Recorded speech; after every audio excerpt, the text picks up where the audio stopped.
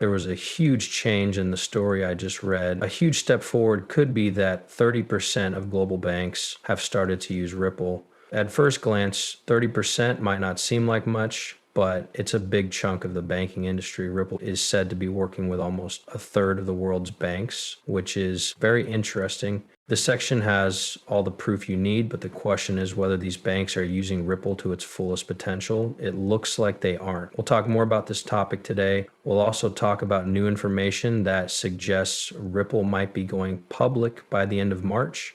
As the end of March approaches, this event could cause the price of XRP to skyrocket, an amazing $8.97 in just over a month. Hello, Moneyside family, and welcome back to the place where you can find everything about XRP. Before we get to the main part of today's post, let's quickly catch up. Please do me a small favor to join our great group. Click the like, subscribe, and bell buttons. Also, here's a heads up. As we get closer to 60,000 followers, we'll be giving away a lot of XRP. It's easy to enter. All you have to do is do these 3 simple things.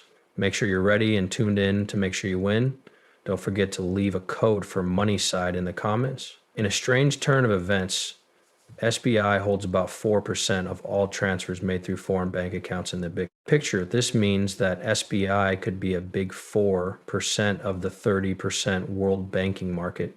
It could also use Ripple's technology, but that's just a start. Ripple has also made a big deal with the Brazilian central bank to offer its on-demand funding services. That's just one piece of the world puzzle, if you saw my last video. You may remember that we talked about the BRICS countries and how they all like China in the film, Brazil, South Africa. There are clear links between Russia and India and Ripple for on-demand liquidity and central bank digital currencies, or CBDCs. If you look at the world's GDP and the GDP of just the BRIC countries, you can see that they make up about 29% of the world's economic output.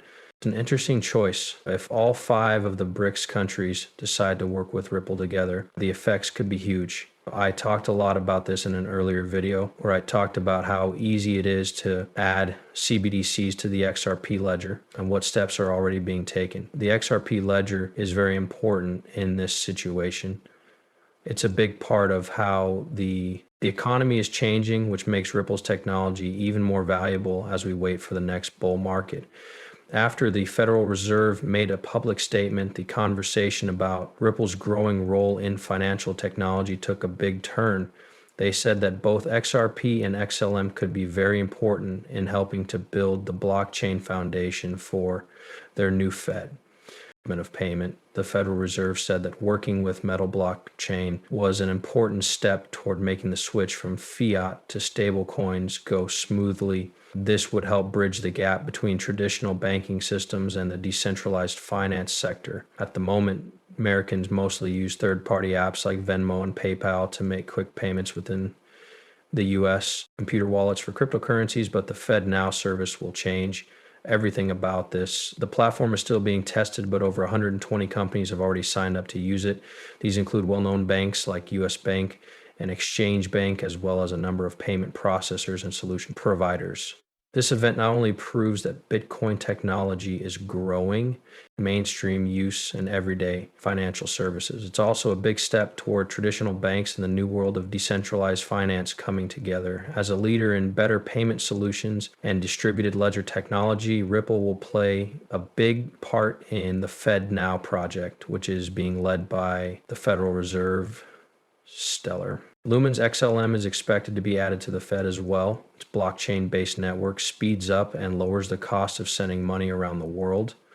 In the ecosystem, things get interesting. Not long ago, a story caught the attention of the fintech world. XRP jumps to $1.00, 42.70 as 30% of banks around the world start using it.